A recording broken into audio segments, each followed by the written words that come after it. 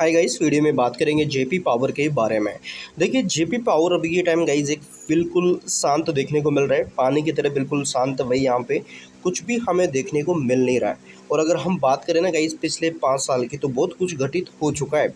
और पिछले 6 महीने में भी आपको पता है बहुत कुछ घटित हुआ है खबरों को लेकर। बट स्टॉक में जो परफॉर्म है वो बिल्कुल अच्छा देखने को मिला नहीं है यहाँ पे। देखिए, अभी के टाइम देखा जाए क्या अपडेट है, क्या खबरें हैं, क्या स्थिति है कंपनी के, आगे के प्लान्स क्या है, अदानी ग्रुप के प्लान क्या है। क्योंकि अब यहाँ पे निर्भर है ना गाइस, वो अदानी के प्लान पर ही निर्भर है जेपी पावर। अदानी के प्लान्स आगे के जो है उनका इम्पैक्ट जेपी पावर पर पड़ सकता है। अगर इन फ्यूचर 24% से होल्डिंग भाई 51% तक पहुंच जाती है, तो फिर तो आपको ही पता है कि अदानी ग्रुप क्या स्थिति में इसको ला सकता है। क्योंकि अगर प्रमोटर होल्डिंग इसको करेगा तो फिर तो भाई कंपनी को वो अच्छे तरीके से बना भी सकता है यहाँ पे।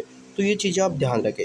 सो गाइस, इंपॉर्टेंट कि अपन जो बातचीत करने वाले हैं सभी वो एजुकेशन पर्पज़ के लिए करेंगे। अपन कोई सेल बाई प्रॉफिट लॉस इन चीज़ों का दावा नहीं करते हैं, ना अपना कोई पर्पज़ है यहाँ पे। सो प्लीज़ आप रिसर्च ज़रूर करिए अपनी, और उसके बाद आप अपना डिसीजन लीजिएगा। सो गाइस, सबसे पहले बात करी जाए यहाँ पे 21 अगस्त 2026 तक जेपी पावर वेंचर्स और इसके पावर प्लांट से जुड़ी अगर देखा जाए तो फिलहाल कोई नकारात्मक या बड़ी कॉर्पोरेट घोषणा हुई नहीं है। हालांकि पिछले कुछ दिनों में मुख्य बड़ी हलचल देखने को मिली, जिसमें कुछ डीएमए लेवल के आसपास कंपनी देखने को मिली। देखो, आज का जो अगर मैं बात करूं सबसे इम्पोर्टेंट, तो 200 डीएमए यानी कि मंदी का जो संकेत देता है 200 डीएमए का लेवल, यानी कि एंड देखिए यहाँ पे 19-20 अगस्त तकनीकी डेटा के अनुसार जेपी पावर का शेयर अपने 200 डीएमए के डेली मूविंग एवरेज 200 डीएमए जो कि 1730 के आसपास इसके नीचे फिसल गया है। शेयर बाजार में इसे लॉन्ग टर्म ट्रेंड के कमज़ोर होने का संकेत भी माना जाता है यहाँ पे। इसके साथ पावर प्लांट्स और ऑपरेशंस की स्थिति में देखा जाए तो कंपनी के सभी प्रमुख पावर प्लांट सामान्य रूप से काम कर रहे हैं। हालिया वित्तीय तिमाही देखा जाए तो विष्णुप्रयाग हाइड्रो इलेक्ट्रिक प्लांट यानी कि उत्तराखंड में स्थित ये जल विद्युत प्लांट लगातार बेहतर उत्पादन कर रहे हैं। मानसून के सीजन जुलाई अगस्त में पानी का प्रवाह अच्छा होने से हाइड्रो प्लांट्स में उत्पादन थोड़ा मजबूत हुआ है। जेपी बिना थर्मल पावर प्लांट 500 मेगावाट का सागर मध्य जो प्रदेश है इसमें स्थित कोयले आधारित प्लांट की दोनों जो यूनिट्स है सुचारू रूप से चालू है। इसके साथ जेपी जो यहाँ पे मजबूत वित्तीय प्रदर्शन है, इन्हीं प्लांट्स के अच्छे ऑपरेशंस के बदौलत जून 2026 तिमाही में कंपनी का जो नेट प्रॉफिट है 68.6% बढ़कर 468 करोड़ रुपए हो गया था, इन्हीं प्लांट के अच्छे चलने की वजह से। इसके बाद देखिए अदानी पावर के साथ रणनीतिक तालमेल, तो आपको भी पता है 24% की हिस्सेदारी है। देखिए, बहुमत हिस्सेदारी की खबरें भी बाजार में थोड़ी बहुत चर्चित हुई थी। बाजार में इस बात की चर्चाएं हैं कि अदानी ग्रुप भविष्य में कंपनी में हिस्सेदारी बढ़ाकर 51% यानी कि कंट्रोलिंग स्टेक कर सकता है, जिससे कंपनी पूरी तरह से अदानी के अम्ब्रेला में आ सकती है और इसकी यहाँ पे री रेटिंग भी हो सकती है। रिन्यूएबल एनर्जी में भी विस्तार, तो 50 मेगावाट का सोलर प्रोजेक्ट भी कंपनी चला रही है, जो कि 300 करोड़ रुपए की लागत से ये चल सकता है, बनने वाला है।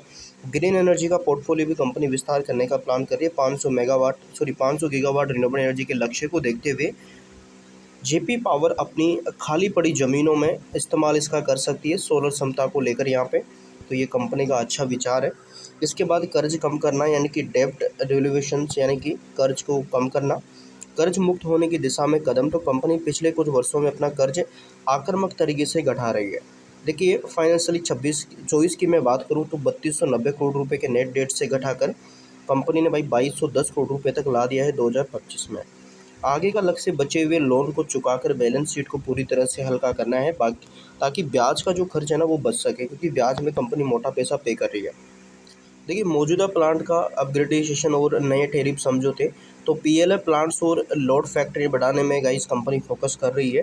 एंड 1320 मेगावाट की उत्पादन क्षमता को अधिकतम स्तर पर ले जाने का कंपनी का प्लान है। नई पीपी यानी कि पावर परचेजिंग एग्रीमेंट कई राज्यों की बिजली वितरण कंपनियों के साथ ये बिजली खरीद समझौता रिन्यू होने वाले हैं। कंपनी नए टैरिफ रेट्स के लिए बातचीत कर रही है ताकि बढ़े हुए कोयले के दाम और ऑपरेशंस खर्चों की भरपाई भी कंपनी कर सके।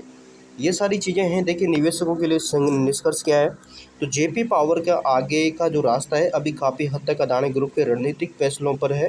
एंड पावर सेक्टर की मजबूत डिमांड और इनके जो यहाँ पे सोलर मिशन की सफलता पर यहाँ पे निर्भर करेगा यहाँ पे। तो ये चीज़ें आप ध्यान रखें।